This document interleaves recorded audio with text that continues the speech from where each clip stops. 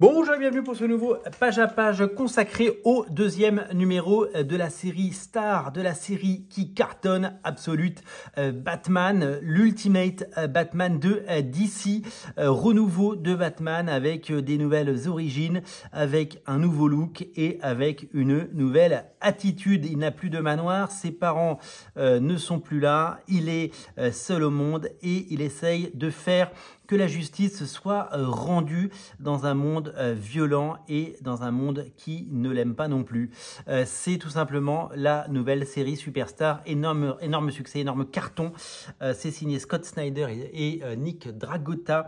C'est de toute beauté et le premier numéro nous a laissé un goût de reviens-y, un goût qui nous a dit il faut absolument que vous continuiez. On est ravis de découvrir ce second épisode. Vous avez été très nombreux à lire le premier épisode. J'ai fait un page à page qui a été très apprécié.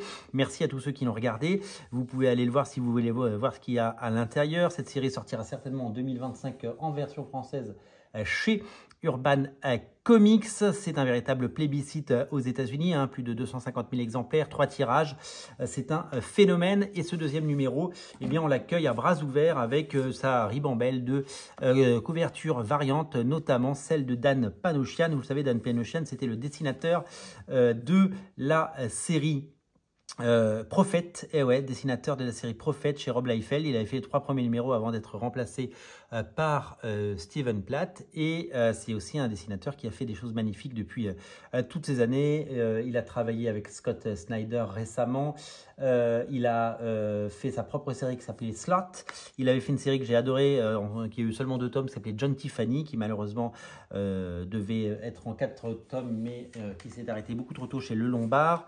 Et il a fait une couverture en hommage à Frank Miller qui est de toute beauté. Voilà, donc j'ai pris 2 couvertures parce que je me suis dit, quand c'est joli, eh bien, on y va. Absolute Batman numéro 2, ça coûte 4,99 $ et donc 5 $, quoi, 5 €. Cette couverture fait un petit peu penser, avec son halo jaune derrière, à ce que David Mazzucchelli a pu faire sur Batman Year One. C'est une sorte de Absolute Batman Year One et c'est de toute beauté. Allez, on rentre dedans et eh bien, donc petite publicité pour commencer pour la nouvelle équipe de Detective Comics, Tom Taylor et Michael Jadin qui revient sur Batman. Hein. Il avait déjà fait du Batman avec Snyder, avec Tom King, pardon. Et là, flashback, puisque on revient sur les événements du premier numéro, spoiler alerte, où eh bien, le jeune Bruce est enfermé dans un zoo, et parce qu'il y a un terroriste qui a attaqué le zoo, et que pour protéger les enfants, son père a fait barrage et s'est fait abattre, Thomas Wayne, et donc le protège puisqu'il cale la porte. Et donc Bruce Wayne traumatisé, sans qu'il y ait un problème, son père s'est fait tirer dessus et à l'intérieur les chauves-souris lui semblent être menaçantes. Voilà comment va naître eh bien, ce trauma et comment naîtra le personnage de Batman par la suite. Même schéma que pour le premier numéro, cette double page, c'était un pistolet, vous le savez, dans le premier numéro. Je peux vous le montrer, il était là, avec les crédits, et donc ça s'appelle le Zoo. Donc ça fait écho, voilà, premier numéro, deuxième numéro. Donc il y aura 5 chapitres, et donc le premier tome fera 5 chapitres, et ça fait plaisir. On arrive sur le présent, où Batman affronte eh bien, ce clan du parti Animals, qui donc est la menace dans cette continuité et dans ce premier arc. Vous voyez, il a des couteaux plantés dans le dos, il se bat, il y a des traits vifs, il y a un dessin musclé, un dessin précis, un dessin nerveux, un dessin magnifique d'un Nick Dragotta en très grande forme. Sachez que Nick Dragotta, donc il a travaillé, vous le savez, avec, il a fait du Spider-Man par exemple, mais il a aussi fait East of West avec Jonathan Hickman. Il a mis en vente ses planches le mois dernier de Absolute Batman. Il a fait un drop chez son vendeur.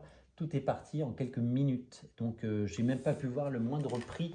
Je peux imaginer plusieurs centaines de dollars, pour ne pas dire milliers de dollars par page. Et il y a vraiment, c'est quelqu'un qui donc aujourd'hui vit de son art et qui remporte un grand succès, et qui fait que même ses planches sont recherchées là où elles ne l'étaient peut-être pas forcément à une époque. Et donc c'est véritablement génial de voir que cet artiste eh bien, est dans la cour des grands. Moi j'aime quand les artistes passent un cap et deviennent des superstars et qu'on les met sur des grosses séries. Qu'on mette Nick Dragotta sur Absolute Batman, je trouve ça génial. Qu'on mette Rafa Sandoval sur Absolute Superman, je trouve ça génial. Qu'on mette David Marquez sur Uncanny X-Men ou le dessinateur de X-Men, Ryan Stegman, eh bien, quand il arrive sur les X-Men, je trouve que c'est voilà, ça montre que ces dessinateurs, ils ont passé un cap. Avant, c'était des très très bons artistes et des stars chez Marvel ou chez DC. Et là, ils sont numéro 1. Ils sont sur les séries numéro 1, celles qui cartonnent et celles qui eh bien, leur ouvrent les portes de la légende et de lendemain qui chantent. Voilà.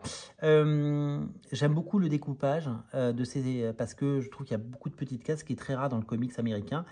Et je trouve que le storytelling très fluide, et puis ces petites bulles de texte qui nous racontent évidemment ce qui se passe dans la tête des protagonistes, fait penser beaucoup à Batman Year One. Et je trouve qu'il y a du David Mazzucchelli dans le trait de Dragotta et que c'est magnifique. Regardez cette scène de l'immeuble qui brûle et qui fait le visage de Batman.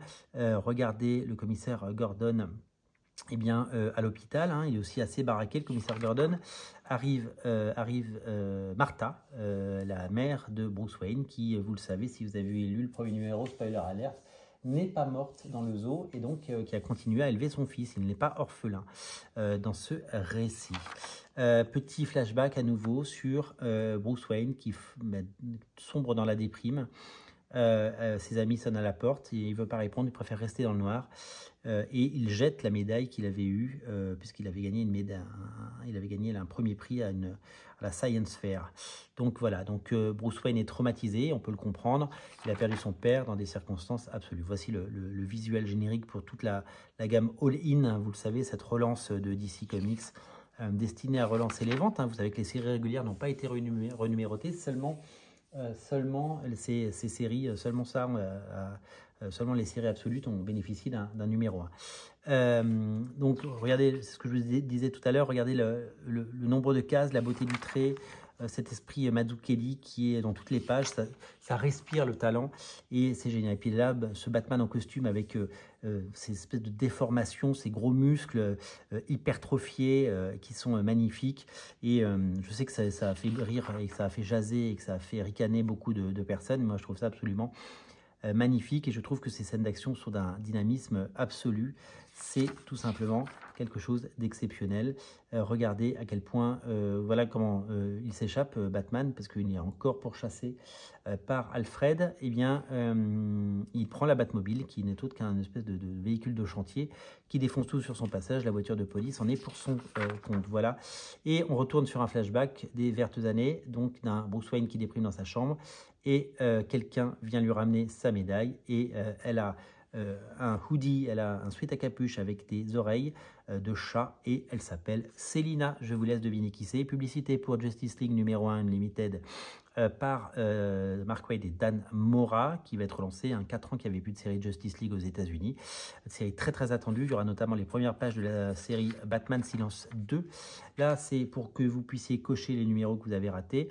Du Harley Quinn par Elliot Callan et Mindy Lee.